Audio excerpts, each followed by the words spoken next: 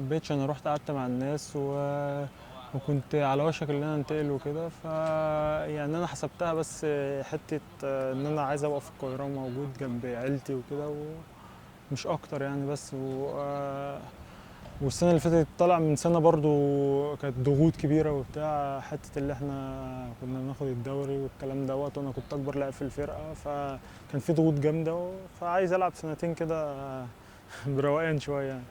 تعبت في الزمالك؟ اكيد، بس تعب حلو يعني. في النهايه ربنا كلل مجهودنا ومجهود الفرقه كلها ببطوله الدوري، اغلى بطوله غايبه عن النادي بقى لها 10 سنين او 11 سنه.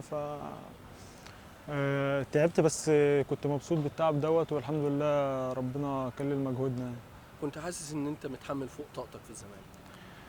والله اكيد، عشان كنت اكبر لعيب في الفرقه، وكنت اللاعب الوحيد اللي فضلت من اللعيبه الكبيره اللي هي كانت موجوده كلها. كنت انا في اعاره ورجعت من الاعاره، والناس صمموا ان انا اقعد، والحمد لله الناس راهنت عليا، والحمد لله انا اعتبر الحمد لله قدمت موسم كويس مع الفرقه، وقدرت مع الفرقه اللي احنا نحصل على الدوري، بطوله الدوري، ويمكن هي الضغوط ديت خدت من مستواي او من ادائي يعني، ما يعني مش يعني مثلا حوالي 40% كمان. بس الحمد لله يعني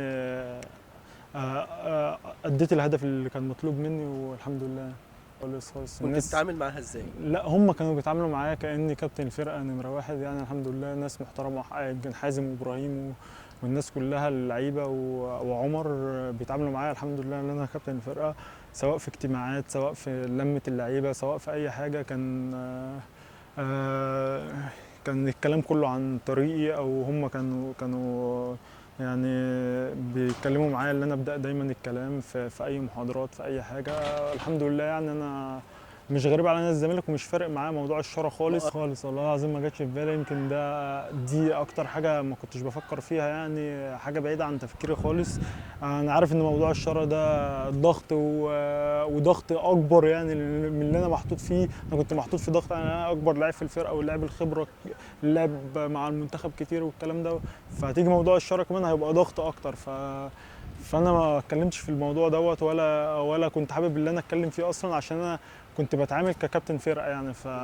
فدي احسن لي كتير يعني، احسن لي من ان انا ابقى شايل الشاره وممكن ابقى شايل الشاره والناس ما بتحترمنيش، لكن مش شايل الشاره والناس بتحترمني، دي عندي حاجه احسن كتير يعني.